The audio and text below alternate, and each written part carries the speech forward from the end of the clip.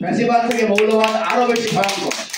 ফ্যাসিবাদ যেটা ভয়ঙ্কর ছিল, ফ্যাসিবাদ আমরা জানি ফ্যাসিবাদ একটা শক্তি, একটা মাত্র দিক, জানিও আমার কাফের, ওদেরকে আমার মারতেই হবে।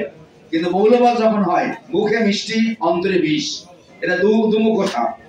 অতএব ফ্যাসিবাদ থেকে মৌলবাদ উত্থান করলে আমাদের এই দেশের আর জায়গা হবে না। সেই জন্য আমাদের দৃষ্টি থাকতে হবে যে গণতন্ত্র আগামীর ভাবনা, জুলাই বিপ্লব আগামী গণতন্ত্র, এই ভাবনাটা কি? ভাবনা হতে হবে আমরা যেন অ্যাটলিস্ট যে কারণগুলোর কারণে হাসিনার পতন করেছে সেই কারণগুলো আমরা যেন উপলব্ধি করি, আমাদের বুঝতে চেষ্টা করি যে মানুষকে ভালোবাসতে হবে। ভালোবাসার বিকল্প কিছুই নাই, জোর করে মন পাওয়া যায় না। মন পাবি তো দেহ পাবি না, কাছে না সিনেমায় বলে না, ডায়লগ আছে না, দেহ পাবি তো মন পাবি না।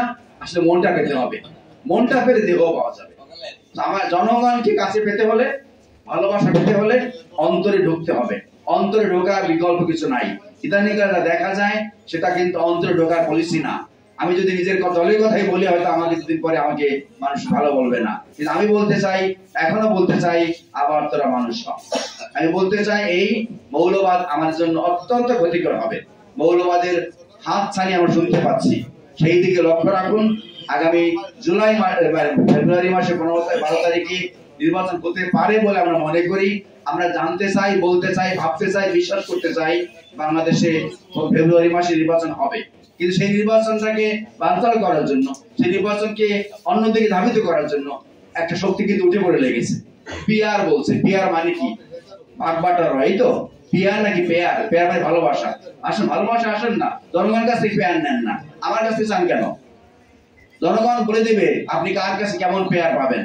কিন্তু আমি ওখান থেকে এসে ওই গণভবনে বসে, বঙ্গভবনে বসে ভাগ বাটোয়ারা করতে হতে পারে না। বা একবারে মৌলিক জায়গায় জনগণের কাছ থেকে ভালোবাসা নিয়ে আসেন, পেয়ার নিয়ে আসেন, পিয়ার হবে না। তাইলে আগামী দিনে ভালো থাকবেন। আমি এই আবারও বলছি, আপনাদের সজাগ থাকতে হবে। আমরা যেন 17 জুলাইয়ের অভ্যুত্থানকে